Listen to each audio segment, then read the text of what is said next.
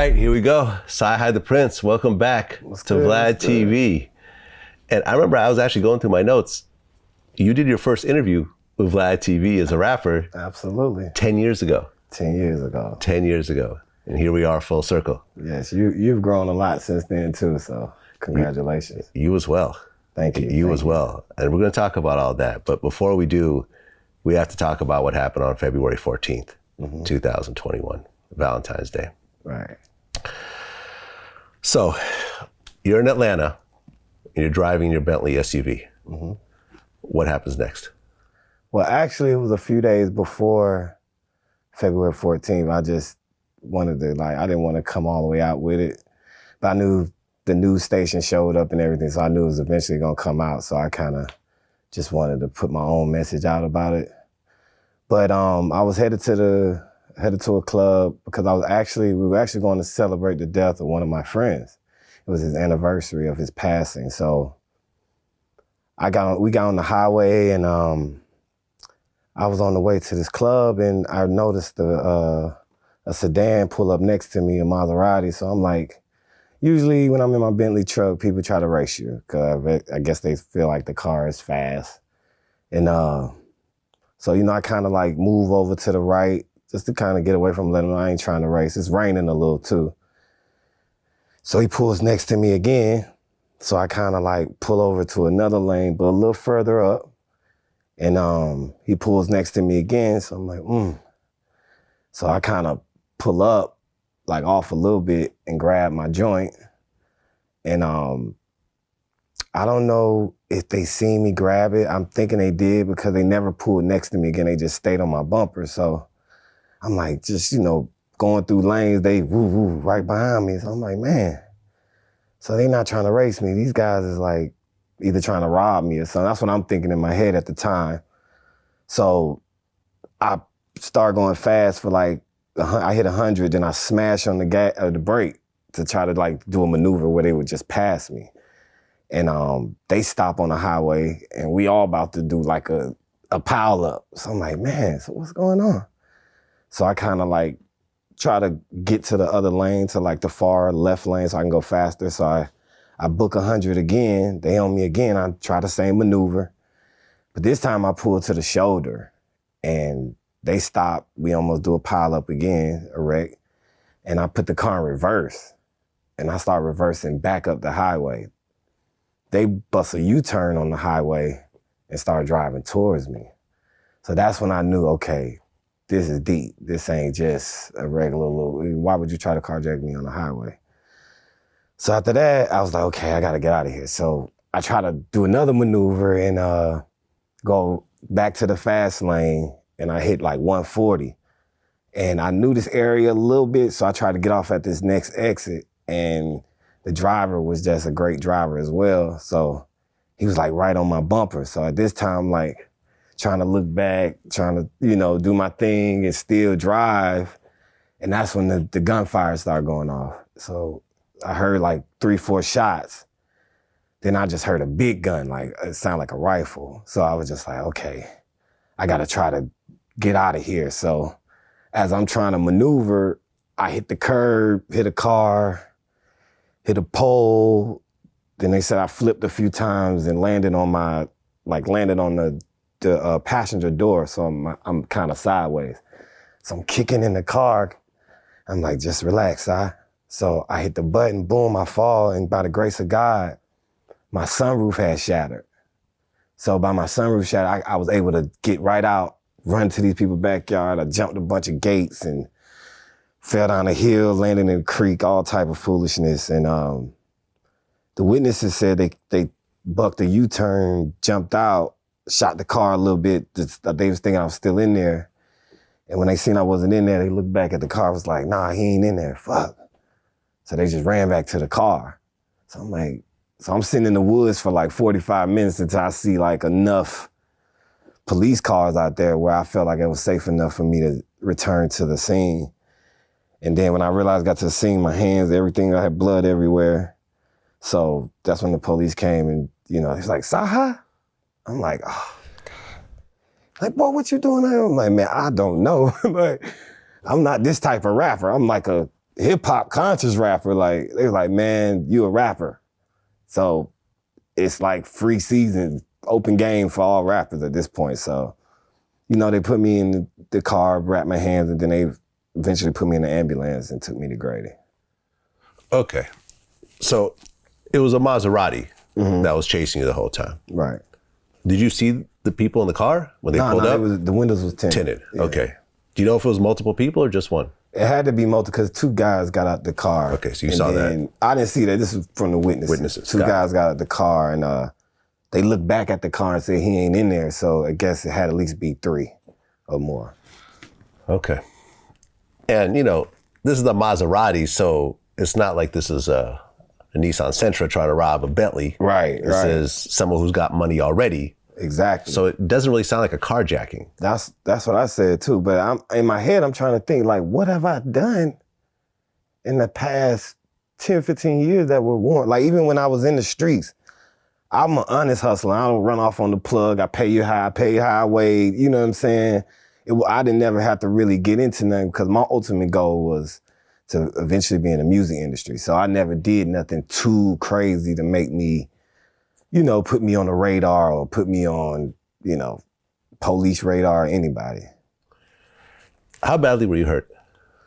I wasn't really hurt that bad. That's the Your thing. hands are still bandaged up. I mean, yeah, I got stitches all in my hand. That's from the glass of trying to get out, but I didn't get hit, so that was the blessing. That's why I wasn't too, what would I say? I was upset about the situation, but I didn't want revenge because a nigga ain't hit me. Now, if a nigga hit me, then we got a whole nother situation. I lost the vehicle. I got some stitches, but that's about it. The police couldn't believe I was bleeding from both ears. He was like, "You ain't black out?" I was like, "Nah, man, I'm an athlete. I played football growing up. I felt that type of hit before, but them niggas gonna have to work hard to get me out of here." Well, you said, "I just want to let the people know who are trying to kill me that I'm not a bad person. I don't want revenge. I just want understanding and closure." So everyone that's in Atlanta right now, please protect yourselves, stay out of the way and be careful because it could all be over in a split second. I understand there's a lot of beef going on in my city between different crews that is fueled by the music, but it is time that we all have a sit down and have a peace meeting. And some other stuff that was said in your, you know, in your post. I mean, when I saw the post, because like I said, you and I go back 10 years, it freaked me out, you know, because you're not known as this type of guy. You don't beef with people on the internet. You don't clout chase. Right. You don't, there's just no level of messiness around you. Exactly. You do your work. Go home. You go home. You work with, you know, the people you work with.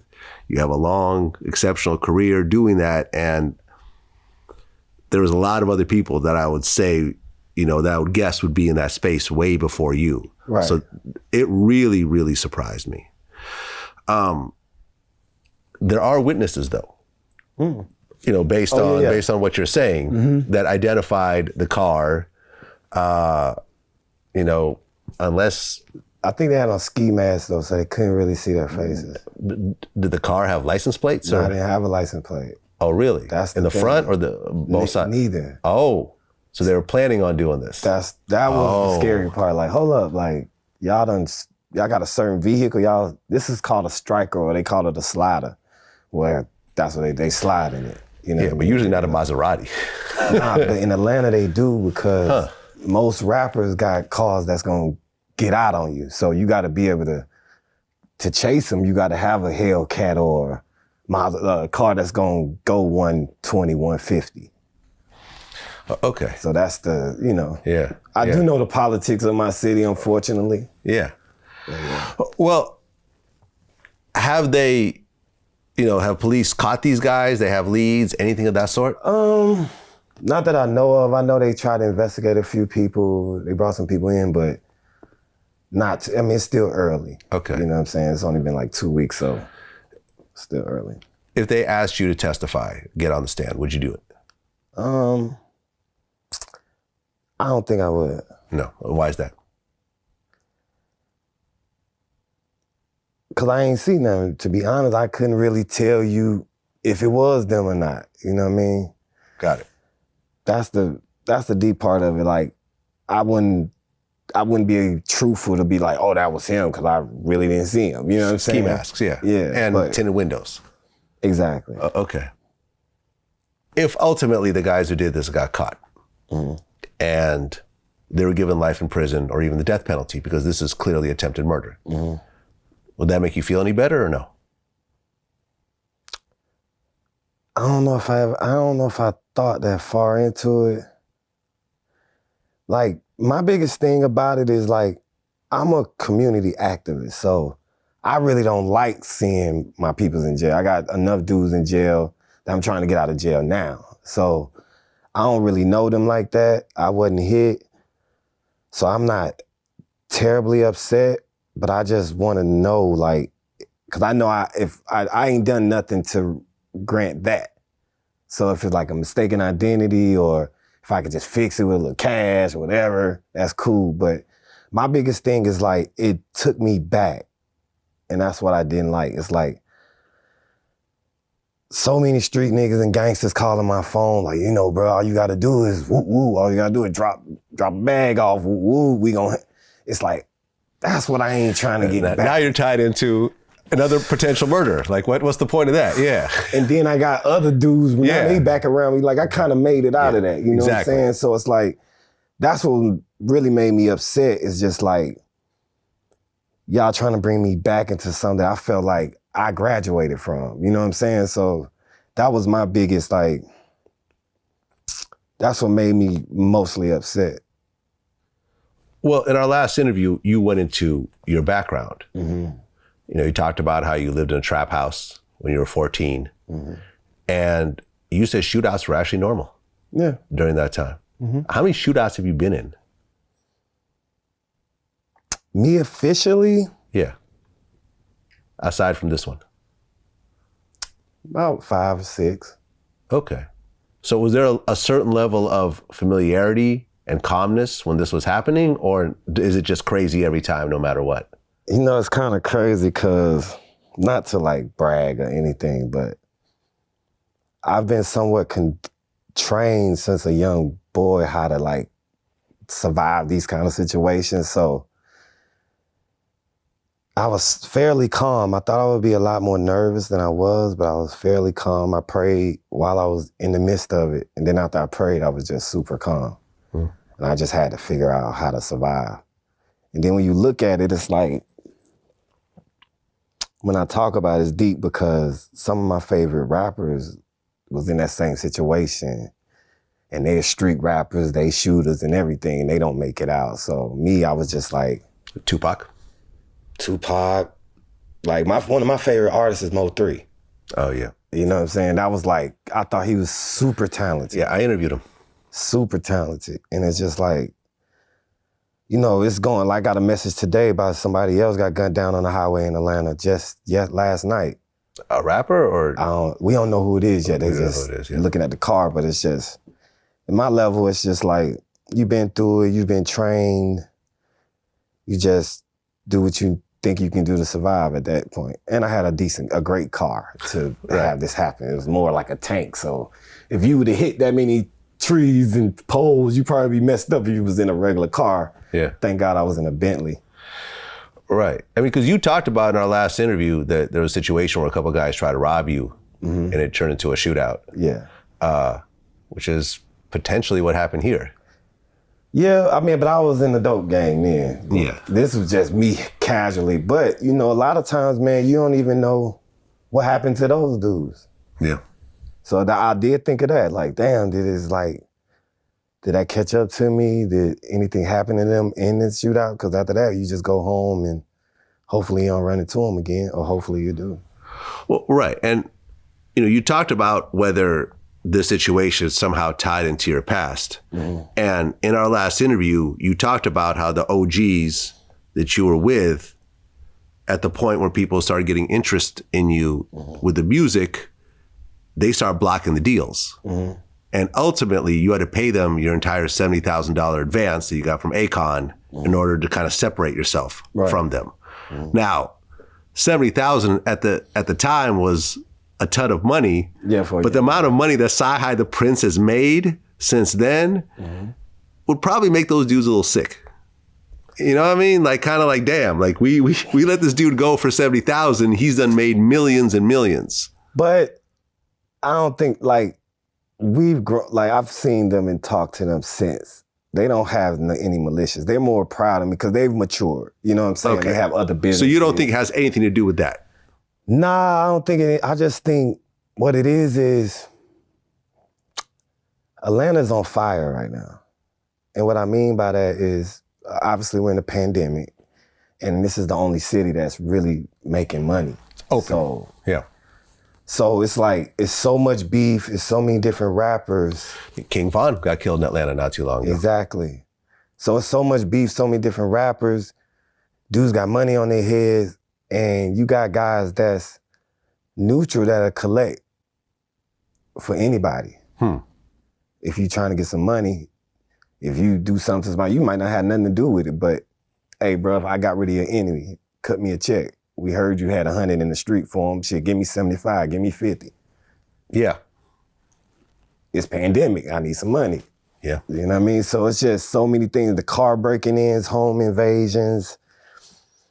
It's just a lot, man. It's just, every time, like, as I think back on it, I just get upset a little bit because once it get to me, I feel like everybody's free game. And that's the scary part. Like, you ain't even got to be involved no more. You just be regular and still be involved in so many words. Yeah, I mean, unfortunately, and I learned this the hard way as well over the years, is that there's always a price for showing off. You know, and you work hard. You deserve that Bentley. You didn't rob anyone for that Bentley. You got that Bentley from writing songs, putting out albums.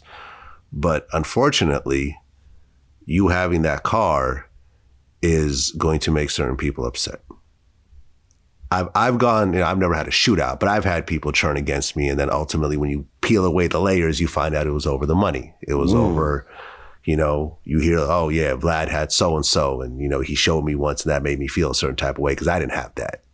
You know, and unfortunately, being flashy, unfortunately, just has a price associated with it. It's not a good price. It's something negative is going to come from it. And it's a hard thing to balance as you're successful and as you're trying to live your life and just enjoy the fruits of your labor, is that someone out there is going to feel that they don't have it and they're going to have to take it from you. Or just getting rid of you is going to make them feel better. You know, at this point, it could be all of the above. Like, that's how I'd be like, I just don't know. That's why I said I wish I knew who it was. Yeah. I'd be thinking in my head, should I do this, then should I just spray them niggas down? Like, I'd be thinking all that, but it's like, who knows how it would have went, you know? So I just did what I had to do in that moment to kind of survive. Well, ultimately, I think it went the best possible way it could have gone. Exactly. You walked away alive from an attempted assassination. Like, I remember when I said that, I put that in my headline and everyone kind of ran with the VladTV assassination tagline. You ran away from you got away from an assassination attempt, lightly injured. Your car has insurance. You could stay out the city. You don't live there and have to go back to your house and potentially see these guys tomorrow. Right. I can't think of a better solution to this situation. I really can't. I mean, I can, but I wouldn't say it on Vlad. Right. Well, but even with that. Because it's almost like I would rather know who they are. I don't want to redo it. You know what I'm saying? I'd rather nip it in the bud. I still feel like I haven't nipped it in the bud. So that's where I'm at with it. Like, man, that's the paranoia and the not having any closure part. It's like not knowing what it was. So I'd rather know what it was, even if it went bad or good, versus just being oblivious. Well, let me streets talk. I think eventually you'll find out. Exactly. And then you could deal with it however you want to deal with it. Oh, I'm dealing with it in a positive way. There you go. Like when you said assassination, I was like, but then I thought, I'm a real activist. When I speak, when I do music, when I'm rapping, I'm just not rapping no rah-rah. Like, I'm really empowering, I'm really educating. So, you know, the devil do work twice as hard guys like me. Yeah. That's really trying to make a change, that's really going to, you know, be able to influence the youth, be able to change laws, get guys out of prison, etc. So he working hard, but we, you know, I tell people all the time, I got the same wounds Jesus had. There you go. These the only ones I got. There you go. There you go. Let's switch gears for a second. Are you still signed to Kanye's Good Music? Unfortunately, Vlad, I was never signed to Kanye. You were never signed to Good Music? Never. Oh, okay. Never. Well, why did people just assume that? Because I was over there and I was part of the crew. But like I said, the music industry has been bittersweet for me. It's like, he kind of just saved my life again, because I was in a messy situation. Because, you know, coming out of Atlanta, most dudes sell dope to get on, just to be all the way honest. I kind of rap my way to record deals. So, you know, I was in some messy situations, and instead of me not making no money and not being successful, Ye took a liking to me from like some of my early mixtapes and just put me under his wing and just was like, yo, come work with me. I help you get that figured out, and, you know, I'll make sure you straight. You know what I mean? And I helped him. A lot of people don't know, I helped him be the $5 billion, $6 billion Ye. You know what I'm saying? So listen, when I listen to modern Kanye, I hear a lot of Cyhi The Prynce in his sound.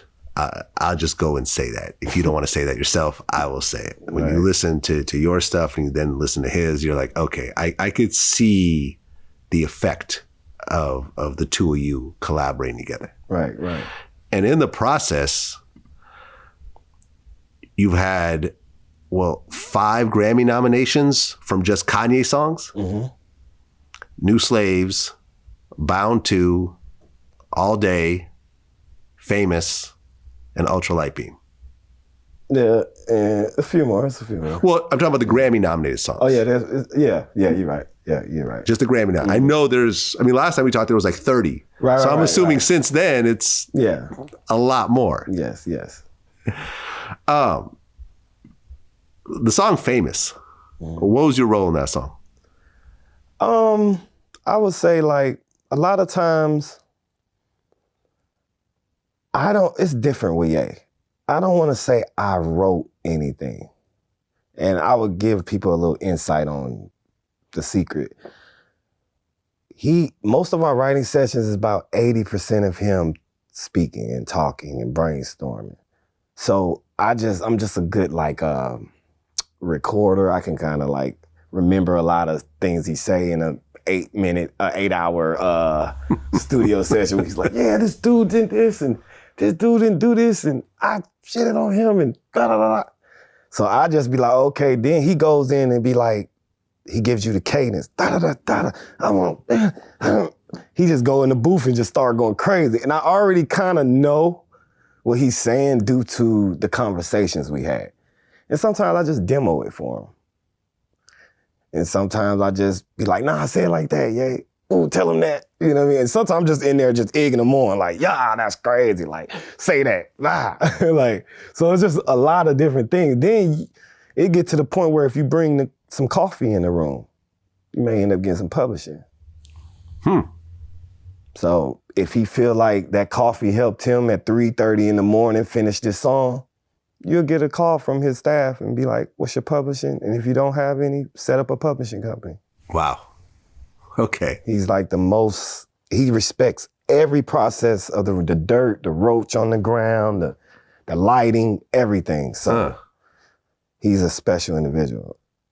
When you saw the video that had like him in bed with like Taylor Swift, Donald Trump, Rihanna, Chris Brown, Ray J, Amber Rose, Caitlyn Jenner, Bill Cosby.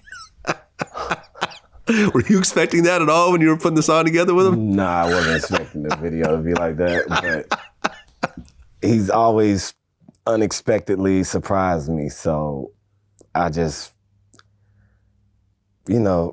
I feel like he's the Michael Jackson of our time. He's the biggest one of the biggest human beings to ever walk the face of the earth. So he got the ultralight beam. I don't try to stand in front of it. So. Well, there was word of a joint album with you and Kanye. Remember when he was kind of knocking them out? He had the Nas album and the Tiana Taylor album, and right. I forgot who else was around during that time that he was popping stuff out with. And there was talk of a Kanye Cyhi album. Right. What happened with that? The labels, you know, to me, I think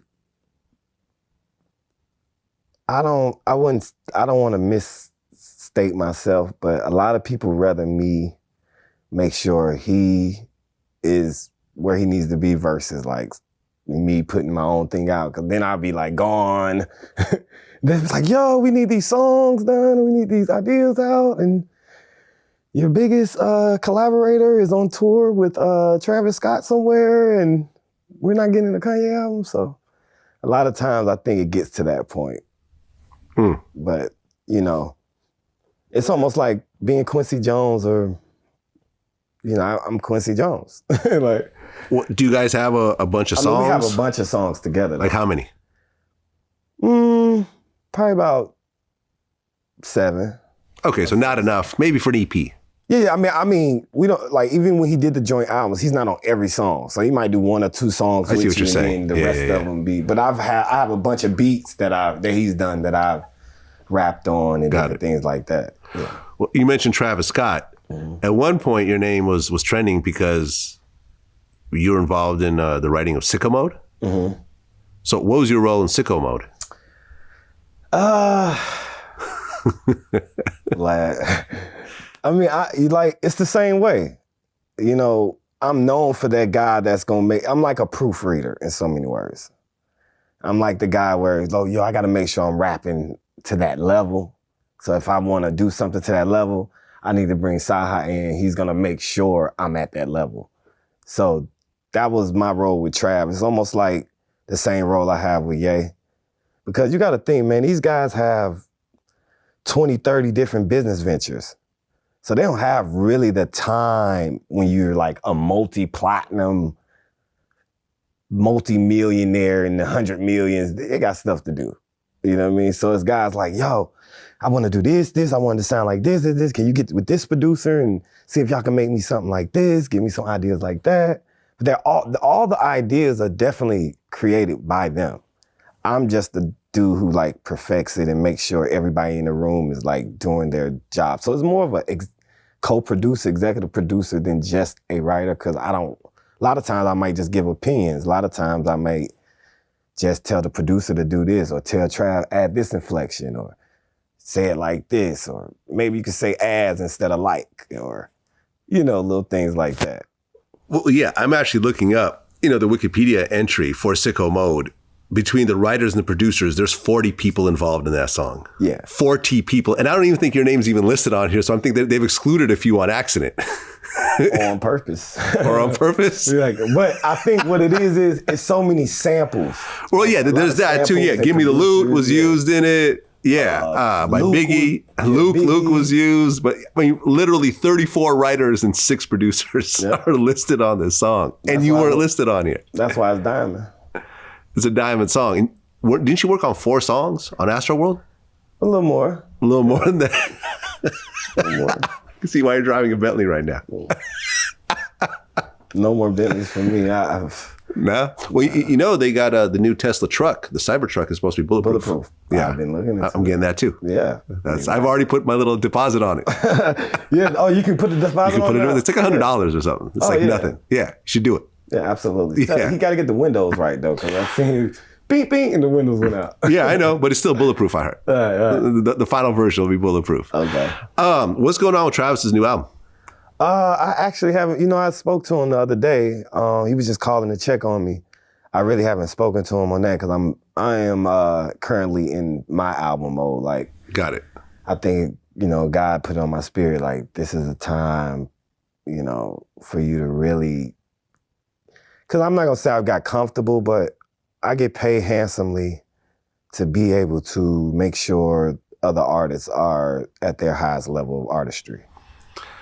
Well, since last time, Kanye started focusing on Christianity. And in our last interview, you actually wore a clergy collar because you were promoting no dope on Sundays. Yes. And you grew up in the Baptist church. How much of your background sort of rubbed off on Kanye's decision? I wouldn't be, you probably have to ask him. I wouldn't be able to say, but I do feel like subconsciously, I do bring different ideas. That's why I'm paid. That's why I get paid what I get paid. But I do bring certain energy, certain ideas, may spark an idea. He might have seen me in my outfit and just, but I think that was something that him and God had going. Because you got to think, he wrote Jesus Walks before I ever wrote a Christian rap or anything that had to do with God. Yeah. Are you on, did you work on Jesus is King? Yeah, absolutely. Okay, yeah. How many songs did you work on that? About 4 or 5. Okay.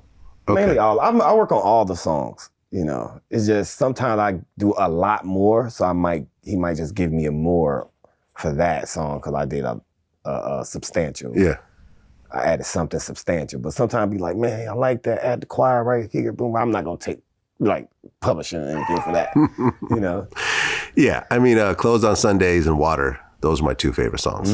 Yes. Did you work on either of those 2? Yes, I did. Well, great job. Great. Thank you. Great job. I had Water's those on one of my repeat. favorite as well. Water, yeah. I think that's one of the slept on songs on that album. I like it because it really brings the, I was a big fan of Bruce Lee growing up. So, you know, Bruce Lee, be like water. Water goes into a cup, it becomes the cup. There you go. Water can flow or water can crash. Be like water, my friend. The Donda album, are you working on that? Yep. How's that coming together? Oh, now that right there, it's a little monkey wrench in the game. I think he started working on it late last year. So I think once November, December, January comes around, he kind of takes a hiatus or, you know, vacation break, get with the family. So we're back working. That's why I'm out here too. Right, because you actually stay in Wyoming as well, right? Dope. Yeah, I have a house everywhere he has a house. There you go. How's he handling the divorce right now? We didn't really speak on it, but he's in good spirits. I know how much he loves his family, so it has to Yeah, I mean, 4 kids? Yeah, it has to hit you some kind of way. You know what I'm saying? As just a human being, but you know, he's getting through it. When he was running for president, and then, you know, before that, the alliance with Donald Trump and the wearing of the MAGA hat, what was your take on that when that was happening?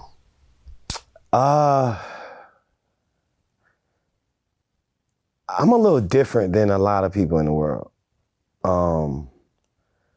When I feel like God has a calling for someone, I can't step in the middle of it because, you know, a lot of times he doesn't really have the time to explain himself. A lot of times he comes, you know, he gets a lot of information. He meets with, when I tell you he meets with every powerful person in the world, like you'll never believe how many private jets he flies people out on just to have a 30-minute hour meeting with them. Huh. So you got to think this man is a man that's around the world meeting with the most powerful people, and he gets information that Twitter may not be able to get, but I guess Twitter is fact checking now. But he gets classified information. So he may say something to you that he can't really elaborate on, but it's for you to kind of do your research, because powerful men like that, they ain't gonna let them have too many opinions. Yeah, it's just, you know, by 2021, after seeing what happened with the attack on the Capitol building, you know, that MAGA hat really symbolizes something that is really very foul, I feel, from my point of view. You know, in fact, I remember as the Capitol attack was happening, I was interviewing these 2 wrestlers. You know, one of them was Don Fry. I didn't realize until after the interview that he had a blue MAGA hat on. And I just, you know, we decided just to blur it out just because we just didn't want that symbolism on VladTV because of ultimately what it ended up being. It was the symbol of an attempted coup, an attempt to subvert a free and fair election, just a lot of hatred, And I could say that when I saw Kanye proudly rocking that MAGA hat, I wasn't feeling it. I mean, that's understandable, but I do want people to understand, like, when you're a spook that's sat by the door, you're privy to information that a lot of people is not privy to. So when we say this person is wrong just because he got on the hat, but I know people who don't wear the hat that's done way more egregious things than the people with the hat. I mean, since the Clinton administration, since a lot of these administrations, blacks been getting locked up, black dope been in our neighborhood, firearms been in our neighborhoods way before Trump was a president. And if you look at it, if you look at his history with black people, he's more closer to them than any other president outside of Obama. So, sometimes, somebody, I'd rather somebody have a problem with me and say, I got a problem with like my situation now. I wish I knew who shot at me versus it being random or not knowing. So, I mean, some people are more, I want to know if my girlfriend cheating on me. Right. I don't want her just to come in the house and be like, hey, baby, woo. Let me know if you cheat on me and we can have a conversation. And I felt like that's why a lot of powerful people, a lot of people that meant something to our culture got out of prison and you could work different things. And even with I don't want to get too far into the politics, but COVID did a lot of damage in the world, but it also did a lot for certain groups of people. So it's almost like, who's wrong, who's right? I'm not God, so I don't get to judge anyone because, like I said, I know people who did way more egregious things without the hat. And we can dive, if you want to dive into that on another subject, we can. Yeah. But yeah, so I couldn't really judge him because I knew what he was trying to do. I knew he was trying to change laws. He knew this was a friend he had prior to versus trying to talk to any other president that he has no relationship with. If I got a relationship prior to you running and I feel like I could change some laws. So they knew each other from before? Yeah, Trump knew every black celebrity prior to the presidential run. It's just the powers that be will call you and be like, you can't be seen with this guy and we're going to pay you to perform at our little inauguration and we get to seem like we're with the black people, but we really aren't. But just make them vote for us. And, so I sit back and be like, hey, what you want to do, boss? I'm not here to deter history. That's not my job. Kanye's going to do Kanye. Down to running for president. And 30 years from now, we might look back at it like, man, that was a real move. Or we might say it was just as bad, but. Yeah, he got a few votes. Yeah. He got a few votes. Oh, as far as running for president himself, yeah. Exactly. And the crazy thing, he had no help. No, he funded it all himself. And not even just funded it. Nobody supported him.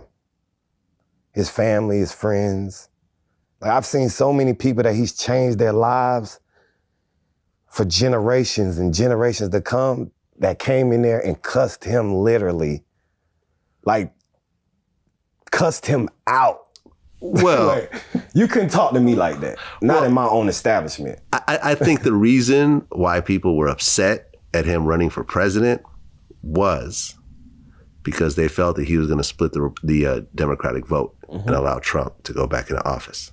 Yeah. Which is why Trump was fully supportive of Kanye running for president. Look at this guy's technically running against him, and Trump was like, yeah, go ahead and run. Because ultimately, I think more Kanye fans are Democrats than Republicans. That's what I think. Let me tell you something. You don't think that's true? When I first signed to Kanye West, I did albums called the Black History Project, right? Mixtapes and stuff like that. Yeah. When I come on stage, it's nothing but white people. I don't see black people at my shows. I don't see black people at a lot of rapper shows. Well, I'm not saying it's a white-black thing. I'm saying that even the white people who listen to Kanye are probably Democrats. You don't think so? I mean, we could differ, we could disagree. I mean, there's no way of actually knowing, but that's what I'm saying. I'm just guessing. To me, when I go to these shows and when I see his fan base, first of all, I don't see a black demographics that really supports him like that. Huh.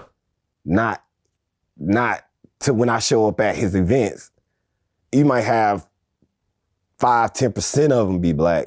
90% of people is white. So if you saying most of the 90% of those people are Democrats, then... I mean, I see what you're saying. You know what I'm and, saying? you know, I mean, listen, the slavery was a choice. You know, Harriet Tubman didn't free the slaves. She just took them to go work for another white man. Makes it a little hard for some of his black fan base to be 100% behind him. Let me ask you a question. Yes. Did a boat come from Africa to come get us? Yes. Did a boat bring... A boat brung, but nobody came from Africa to come get us. Oh, to bring you guys back. Exactly. Correct. No, it's still slave castles, slave homes that are still in Africa. Who even say we was brought over here on slave boats? When you see ancient artifacts in South America with noses this wide, maybe we was prisoners of war. But our people would not be able to tell that history because 90% of them was wiped out due to disease. So right. We don't know what happened in those times. I've been to the island of Gorée in Senegal. Me and Akon talked about this. This was like a one of the largest slave distribution centers. It was called in the West slave Africa. trade, right? The slave trade, yeah. Not the slave war. No, it was a trade. Not the slave kidnapping. Yeah, it was really just one of the most depressing places I've ever been at. The fact that you could take human beings and just, you know, there's huge cannons there to protect the property of the slaves. You know what I'm saying? Like it was just so disgusting on so many different levels. You know, and like I was watching this, you know, Will Smith has that new series on Netflix where it talks about the 14th Amendment and everything else like that. And there was this interview that really fucked me up. And it was an interview with a black man interviewing a descendant of a slave owner, like the grandkid or something like that. And this was done, it looked like maybe in the 50s or 60s. So it was kind of a while back. And, you know, the white guy was saying, you know, to the black interviewers, like, yeah, you know, and, you know, the country's becoming more liberal. I'm becoming more liberal myself, you know, and I'm, you know, looking at black people as humans now as well. And the guy said, well, if you're looking at them as humans now, how did you look at them before? And he said, well, honestly, as high functioning pets. And that fucked me up so badly. Like I was like, I can't believe this guy actually said this out loud. Like this is crazy. Like he literally looks at these people like pets. You know, it's crazy. My sister did an ancestry on my family, and we couldn't find my family in some parts of Georgia that was in the, I guess, the slave book. Uh-huh. So they looked in the livestock, and that's where they found my family. But all to say that is this: nobody's taking my mom and dad and my sisters and aunties, and I'm just gonna be kumbaya. That's the thing about Ye. Ye looks at his people as kings, warriors, great men, men of honor. He can't understand how LeBron, 6'9", 270 pounds, let a European that just came off the Black Plague, that wiped out 75% of Europe, can come colonize. They don't even have enough soldiers to even, you know, have a real war with us. He can't understand how those people were taken by just these small group of people on a boat. You have to explain that to a king, to a god, to a man that feels like our people are more than what they depict us as for 400 years of slavery. When Egypt and all the European countries went to Egypt to learn and study. See, it's deep when you know your history past slavery. Yeah. When you go back thousands of years. I tell people all the time, 100 years to God is 200 years, 300 years, just because you only live for 100 years, don't mean that our people didn't reign for thousands and thousands of years. You just living in a time where somebody else is in power. Mm-hmm. So we have to look at the earth and the humanity in its entirety before we can ever say who's right and who's wrong. Because you can go to the Israelites and the people who they say built the pyramids were lighter skinned people than the person who was telling them, move this stuff, move this stuff. So who were slaves first? Or who was slave owners first? But if you're a young man like Ye, who gets to talk to sheiks and princes and kings from different kingdoms and this and that, and you getting all this education and you putting it all together, you're gonna ask certain questions to be able to get those answers. They say human artifacts were certain, when I was in school, they said it was these many thousands of years old. Now that I'm older, they keep digging further and saying, dang, we seeing more humans. We seeing they live past this. We seeing that they had this type of technology. So he's just really giving you the opportunity to think for yourself and not let Twitter fact check you. Yeah, I mean, I looked it up. The modern humans have been around for 200,000 years. So if you talk about Christianity and Jesus that was born, 2,000 years ago, that's 1%. 1% of the time that humans have actually been here, meaning that along the way, 99% of the time, all the Michael Jacksons and the John Lennons and the great storytellers and the great musicians and the great writers that have just been lost through the sands of time. Exactly. We've lost 99% of that. In fact, we probably lost more than that because even 2,000 years ago, you only had very primitive ways of documenting things. You had no video, you had no audio, you could have been the greatest musician. There could have been someone 10 times as great as Michael Jackson. That we'll never know. That just played live to some live audiences, and that was that. Whoever got to see him, and that was the end of his story. Exactly. There's nothing to actually record it and other people in future generations to carry it on. That only came, maybe 70 years ago? That's why I said, you gotta, people like to start our history with slavery. Yeah. And I don't. When somebody like me, Mansa Musa, when the richest man Empire, ever, yeah. When you know all these things, the Egyptian king, if you look at some of these tombs and things, their bodies are in boats. So we was traveling the world far before Europeans or anybody. And if you look at the Pangea, we all from the country of Africa. I mean, it was one continent in the beginning. So it's all those things, he just sparking the mind of a historian, of a scientist, to be able to dig deeper and not just go with what Harvard told you or what Stanford or Dartmouth or whatever college you went to. Dig deeper because you will be able to add to history and open our eyes more to see that we're all just one race of people, and that's the human race. Facts. Well, before I let you go, new project. Yes. Barcode? Yes, it's a new show that I'm doing. I thought of in the pandemic because I was just bored. And it's like a mixture between, like I say, Tiny Desk and Jimmy Kimmel in living color all in one, So I just wanted to kind of bring a lot of the creators that I know in Atlanta and just around the world, around the industry, and just be able to bring them in and kind of do this live show and entertain people. So, look out for that, guys. I have a lot of episodes of it. It's a cool idea. It's a cool show. And I'm looking to make it even bigger. Okay. And is there another new project as well, or? Yeah, I'm working on 3 albums. Okay. So I have an album called Slick Woke. I have an album called EGOT, the Book of EGOT. That's Emmy, Grammy, Oscar, Tony, if you don't know about that. And my last one is The Spook. Okay. And you made reference to that, the spook that hid Sat by the Door. I actually looked it up as you were talking about it. It's a CIA book? Well, it's a book about the first Black CIA agent that was let into the intelligence. And he learned a lot from they put him in the file room first, and then he got to, eventually move in different divisions. And he came home, he retired and came home and turned the local gang into freedom fighters.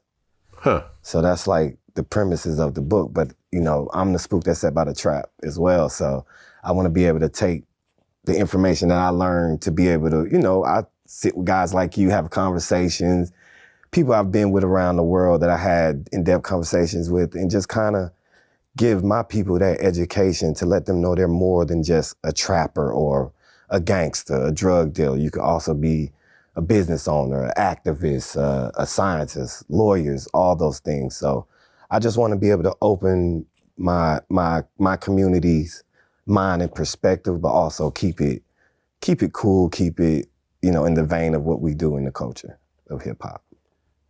You had 6 Grammy nominations, because Sicko Mode was the 6th one that I didn't mention while talking about that with you. 6 Grammy nominations. You've been part of so many massive projects.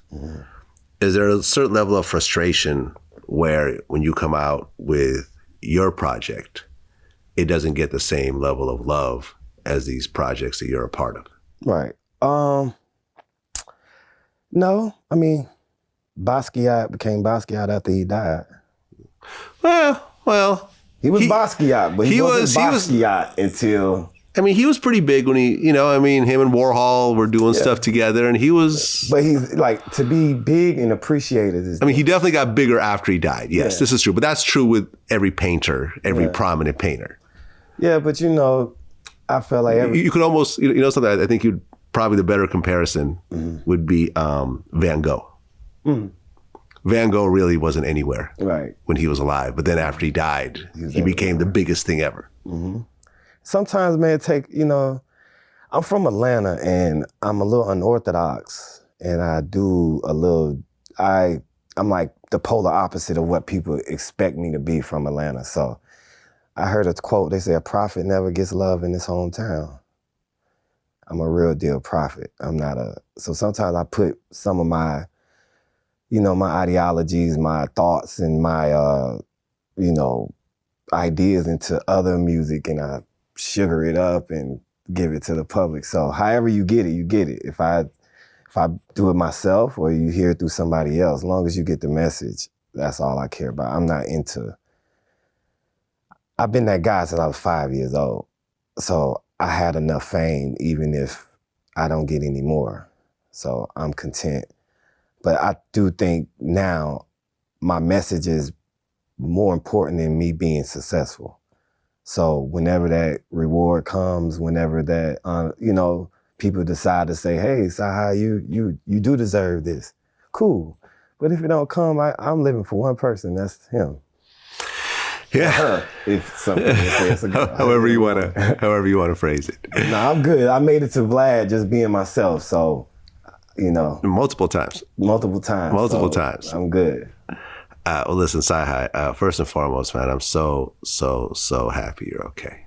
Thank you. Because like I said, we go back 10 years. We've always had a very mutually respectful relationship.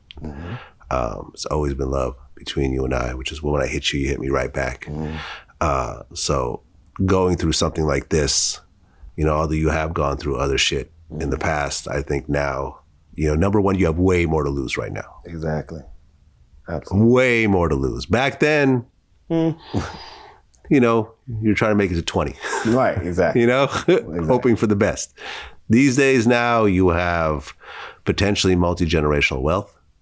You have a catalog that's going to continue to make money past your lifetime. You have kids? No. Well, at some point you probably will have kids. I'm working on it. But you have family. Yeah, definitely. You have that type of thing. You have a lot to lose right now. Way more than whoever was trying to do this to you, I'm sure, who are driving around with a Maserati with no license plates. So the fact that you lived through this, you're taking it seriously. You're not trying to retaliate and throw everything away. Right. You're not letting someone trick you out of your position, like I like to say. And in a very sad time right now, Since our last interview, you mentioned Mo3, who I interviewed, FBG Duck, who I interviewed, Pop Smoke, who I talked to 2 days before his death, who we were planning an interview next week. Young Greatness got killed. So many people, Boosie gets shot. King Von gets killed. We were planning on doing an interview with him, in the same city as your situation happened in. Just a lot of tragedy that did not work out. And the fact that you were able to walk away from it and learn from it and not trying to throw your life away to try to figure out who did it or whatever else. Because at the end of the day, I found that karma pretty much takes care of these types of situations pretty well, because I could almost guarantee you are not the only person they've tried this with. Exactly. Guarantee you that. And I want to say this, Vlad, before I leave. To all the rappers that come from impoverished neighborhoods, because I don't like when they be like, I'm a street nigga, woo, woo. We all from the street. You know what I'm saying? If you black, you from the street. If you live in the suburb, if you want to see your cousins or your aunties, you go back to the hood to see them. You know what I'm saying? So we have to understand that we have made it. We have graduated. We won the Super Bowl.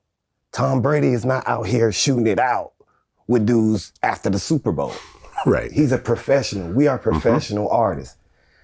The reason why Atlanta doesn't have a Universal building, a Sony building, any kind of building, because we have to professionalize our careers. We have to legitimize our businesses. So we have to leave where we come from, where we are, where it's at. And we have to look to build our city, our culture, our communities in a professional light so we can do business with other major companies. A lot of times, last thing, for every one artist that comes out of Atlanta, there's 500 in a prison and there's 500 in a graveyard for every one artist, because they all try to get the money in the hood to be able to put behind a video, to be able to shoot the thing, because a label doesn't do artist development no more. They not gonna sign you because you're talented. Yeah. You got to have some street cred. You got to have some, where y'all think that come from? So the labels are just as guilty as the artists are, because they won't even let you in their building no more. How I got signed, you can't even get signed like that no more. True. Yeah. Like through a showcase or just right. going in there being a good rapper. Nah, you better have your own set. You better have some buzz going. Followers, views on YouTube. All some that. Spotify numbers. And all that takes a little stepping on people. You got to get your hands dirty to be able to be in the music industry. So I think once we professionalize it, I think a lot of the major companies will come down and make sure they do artist development and start putting different opportunities in the city so we don't have to go that route. So that's the biggest thing. Letting our people know, letting our artists know you won. You made it. You don't have to keep a street cred. If you made it out the street, you had a street cred to even make it out. You know what I mean? So I definitely want my people and the artists in the industry to know that we have to do better than just violence to be able to make a name for yourself. Well said. Very well said. Cyhi, always a pleasure, man. Looking forward to the new project. And, Thank you, man. Glad you're okay. Thank you. Until next time. My guy. Peace.